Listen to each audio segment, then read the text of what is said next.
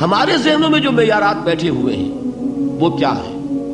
کامیابی پیسے سے ہے، کامیابی جائیداد سے ہے، کامیابی کاروبار سے ہے، کامیابی شہرت سے ہے، کامیابی اقتدار سے ہے.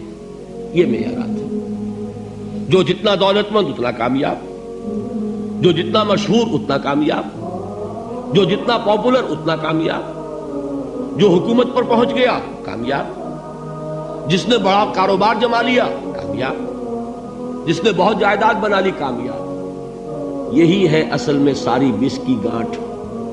جو تصور کامیابی کا ہوگا اسی کے مطابق آپ کی بھاگ دوڑ ہوگی، اسی کے لیے جد و جہد ہوگی، اسی کے لیے توانائیاں صرف ہوں گی، اسی کے لیے دن رات کی مشقت ہوگی. یہ ہے اصل شے جس کی یہاں نفی ہو رہی ہے.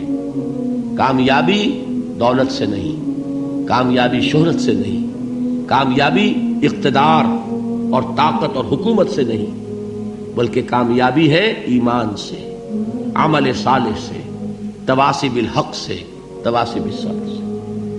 آپ غور کیجئے اس نقطہ نظر کا، اس ایٹیچیوڈ کا، یہ جو مینٹل ایٹیچیوڈ ہے اس کا بدل جانا ہی انسانی شخصیت کے اندر انقلاب برپا کرے گا. اب آپ کا نتیجہ کیا نکلا؟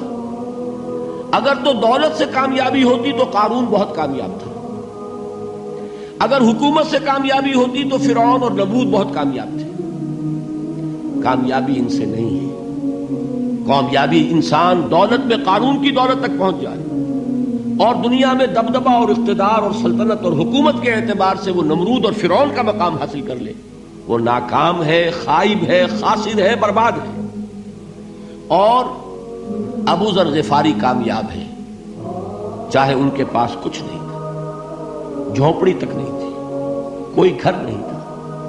حضور نے فرمایا ہے اللہ کے کچھ بندے ایسے ہوتے ہیں جو کسی محفل میں جانا چاہیں تو انہیں اجازت نہ ملے، جو کہیں اگر رشتہ کرنا چاہے کوئی ان سے رشتہ کرنے کو تیار نہ ہو، کہیں کوئی سفارش کرنا چاہے تو ان کی کوئی بات ہی نہ سنے.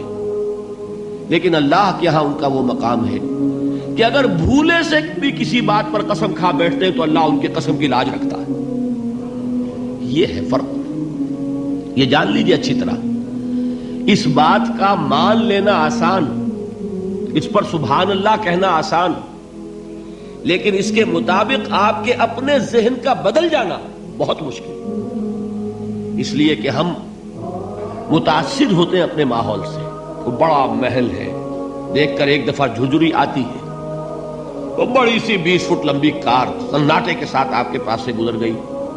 ایک دفعہ اعصاب کے اندر ارتعاش ہوتا ہے، محسوس ہوتا ہے بڑے یہ نصیبے والے لوگ ہیں، بڑے خوش نصیب، بڑے کامیاب. حالانکہ کچھ معلوم نہیں کہ یہی سب سے بڑی بد نصیبی ہو سکتا ہے کہ یہی سب سے بڑی ناکامی ہو. اگر ذہنوں میں یہ بات بیٹھ جائے کامیابی کس شے سے.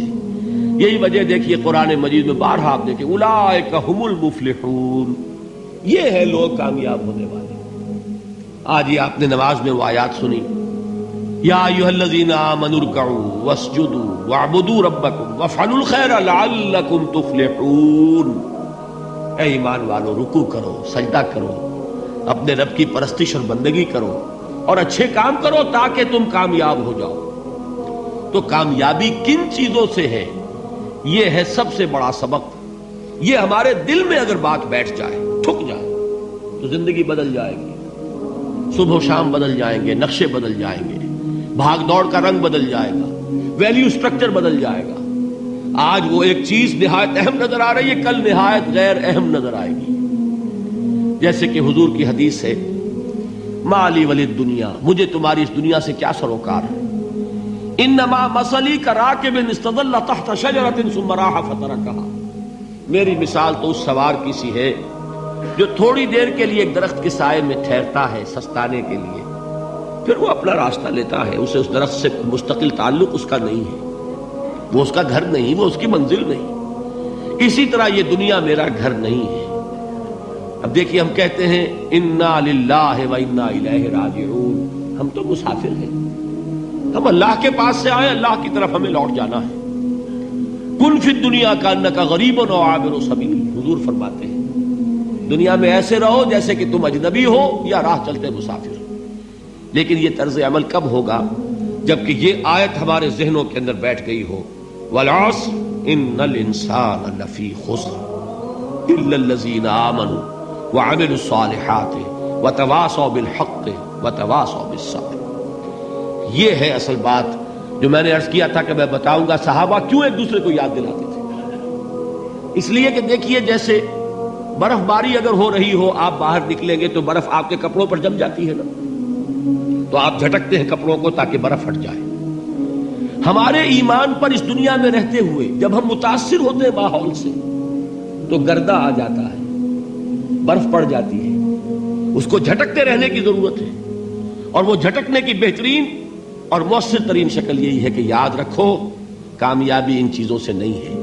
چمک دمک جو ہے دنیا کی، یہ ساری چمک دمک جو تمہیں رجھا رہی ہے، جو تمہیں اپنے اندر گم کیے ہوئے ہے.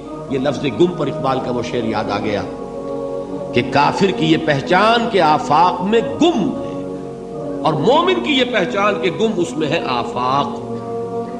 تم گم نہ ہو کر رہ جاؤ، اس میں مبہوت نہ ہو کر رہ جاؤ، مرعوب نہ ہو کر رہ جاؤ.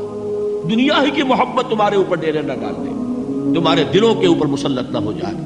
لہذا تازہ کرتے رہا کرو والعصر ان الانسان لفی خسر الا الذین آمنوا وعملوا الصالحات وتواصوا بالحق وتواصوا بالصبر. پھر یاد کر لو، پھر تازہ کر لو اپنے اس یقین کو کہ کامیابی دولت سے نہیں، کامیابی ثروت سے نہیں، کامیابی اقتدار سے نہیں، کامیابی شہرت سے نہیں، کامیابی جائیداد سے نہیں.